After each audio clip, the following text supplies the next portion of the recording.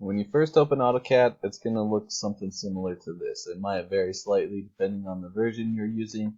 I'm currently using a 2017 version, and this is what it looks like.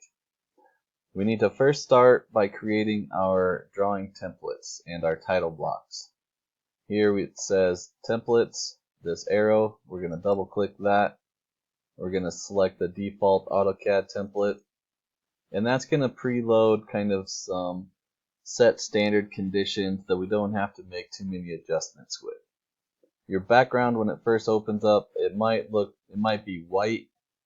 That's an easy fix to change if you want to change yours, but mine's black because it's easy for me to read and demo with. First thing with our drawing templates, we need to start creating our layers. On your Home tab, here in the middle, we see the Layers toolbar. We're going to click on the Layer Properties, and it's going to open up the Layer Property box. By default, AutoCAD has the 0 layer, and that's what we're going to start with. The far left set of layer buttons here is the New Layer. We're going to click that to create a new layer. And if you're following along with the specification sheet that's provided in Canvas, you can see that the first line that we need to create, or the first layer that we need to create, is for our border line. Type in border line. I need to change the color from white to 240, and line type is continuous. Change the line weight from default to 0.70. Now I want my border layer to show up when I print it, but I don't want my 0 layer to show up. If I accidentally put stuff on my 0 layer, I don't want to see it. So I'm going to go ahead, I'm going to turn that off so that it doesn't print. Plot is the same thing as printing.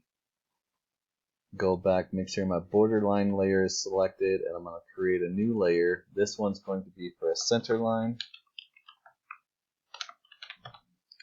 Change the color to blue. Change my line weight to 0.18. Now I need to change the line type from a continuous line to a center line. When I click on the continuous, it brings up the line type toolbox, and it only allows me to select the continuous line type. Here I need to load in all of my different line types. So the center line, the phantom line, the hidden line, those are all going to be done right here. I'll click on load, and there's all kinds of different lines that AutoCAD has for you to choose from. Scroll down, we're going to select center 2, not the times 2, and not the regular center. We want to make sure we do the center 2. Select it, hit OK. While I'm in this window, I'm going to go ahead and load in my other line types that I need. I need the hidden 2, and I need the phantom 2. Now remember, I'm trying to edit my center line layer, so make sure you select the center line once you get all those line types loaded in. Hit OK, now I have a center line. I'm going to pause the video, create all my layers, you do the same, and I'll come back. Okay, I've got all my layers now created. Make sure, double check that your layers are set up just like my layers. Make sure that both the 0 layer and the construction line layer are set for no plot so that they don't print, but all your other layers will be plotted. Double check your line weights, make sure you have the proper line weights as well as the proper line types.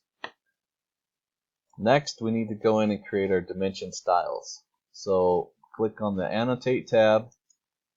Here in the middle we kind of have our Dimensions toolbar. So we're going to select this arrow in the bottom right corner, and it's going to open up our Dimension Style Manager. You can see we have standard already highlighted, and that's what we want to start with. So we're just going to modify the standard. As you're following along on the sheet, first tab is the Lines tab. We need to change our baseline spacing to 0.375. Change our extension beyond the dim line to 0.125. Change our offset from origin to 0.125. Go to symbols and arrows. Arrow size 0.125. No center marks. break size is 0.125. Then we go to text, change our text height 0.125. Make sure that our text placement vertical is centered, horizontal centered, offset from dim line, change that to 0.0625. Our text alignment is horizontal. Lastly, we go to primary units, make sure we're using decimal, change from 4 decimal places to 2 decimal places, and make sure that we're using a period as the decimal separator. That should do it for our dim style, our standard dim style. Now we need to create our fractional dim style. All we have to do is change our units from decimal to fraction. Make sure standard is highlighted. We're going to start with the new, which is a copy of the standard. Type in fraction. It's going to start with that standard dim style that we just created, so we don't have a whole lot of modifications to do.